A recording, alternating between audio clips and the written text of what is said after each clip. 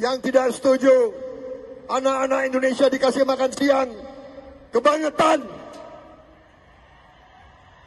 Yang penting rakyat setuju atau tidak? Penting atau tidak? Anak-anak kita penting atau tidak dapat makan dan minum susu? Mau enggak kalian anak-anakmu kuat, pintar, cerdas? Mau atau tidak? Saudara-saudara sekalian, yang mengatakan makan untuk anak-anak kita tidak penting, menurut saya bukan orang yang waras, bukan orang yang cinta tanah air. Saya tidak ragu-ragu, Prabowo Gibran tidak ragu-ragu. Kami akan memberi makan siang untuk anak-anak Indonesia. Saya katakan nanti, siapa yang mau masuk kabinet, siapa yang mau jadi menteri saya, harus setuju. Anak-anak harus diberi makan siang. Kalau kau tidak setuju, tidak usah gabung di kabinet Prabowo Subianto. Saudara-saudara. Assalamualaikum warahmatullahi wabarakatuh, sahabat. Dimanapun Anda berada, semoga selalu sehat. Gelaran kampanye Capres-Cawapres dari 3 paslon sudah berakhir, tanggal 10 Februari 2024. Dan sekarang, tanggal 11 Februari 2024, memasuki masa tenang. Melihat perjalanan Capres-Cawapres 01, 02, 03 selama masa kampanye, sungguh dinamis, sungguh penuh dengan kompetisi, dan semuanya berebut untuk meraih hati masyarakat.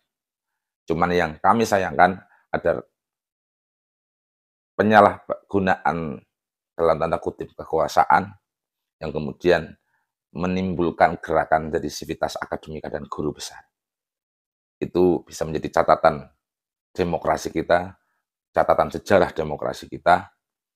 Ada hal yang tidak pernah terjadi di momen-momen pemilu pasca reformasi, yaitu turun gunungnya sivitas akademika dan guru besar mensikapi dinamika politik.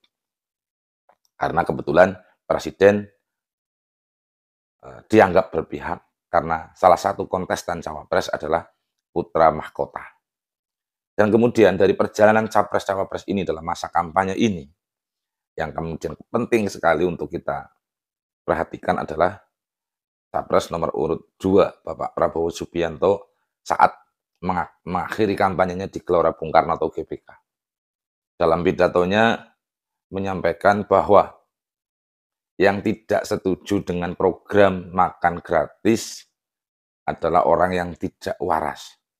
Dan lebih ekstrimnya lagi adalah besok kalau Pak Prabowo terpilih bersama Gibran Raka Buming Raka, yang masuk kabinet harus mau menerima program makan gratis. Jadi mau makan gratis untuk anak-anak Indonesia. Artinya yang pertama yang tersirat adalah bahwa Pak Prabowo Subianto menunjukkan karakter aslinya di akhir atau di penghujung masa kampanye.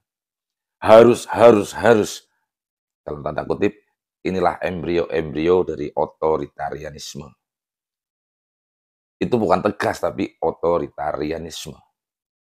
Dan itu dalam kacamata demokrasi atau perspektif demokrasi itu bahaya. Karena tidak ada elaborasi atau kolaborasi pemikiran dengan kabinet. Kabinet dianggap sebagai satu kelompok atau aktivitas yang murni hanya membantu dan tidak boleh mengkritisi atau berbeda pandangan atau berkolaborasi dengan presiden. Memang secara konstitusi sah, karena kabinet adalah otoritas presiden atau hak prerogatif seorang presiden. Tapi dengan gaya bahasa yang disampaikan di Gelora Bung Karno, harus. Kalau tidak ingin keluar, ini kalimat-kalimat yang penuh dengan arogansi.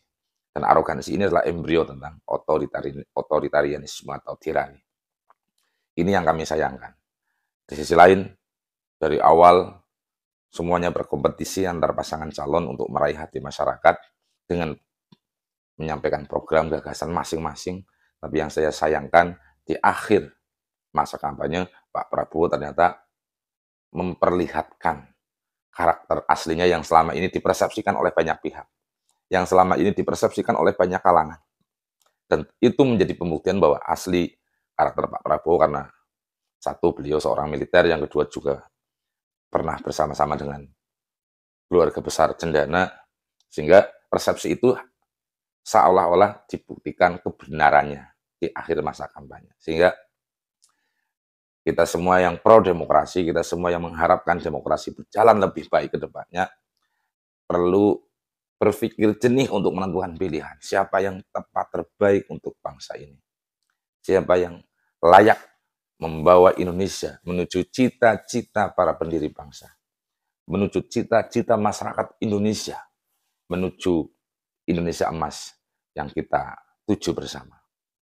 Ini sekelumit dari perhelatan masa kampanye yang diakhiri kemarin di Gelora Bung Karno, tim 02, ada Jakarta International Stadium untuk 01, kemudian 03 di lokasi yang menjadi kandang bantengnya 03, yaitu Solo dan Semarang. Kalau dari 01, 02, 03 semuanya normatif, mengajak kepada masyarakat untuk mensukseskan pemilu.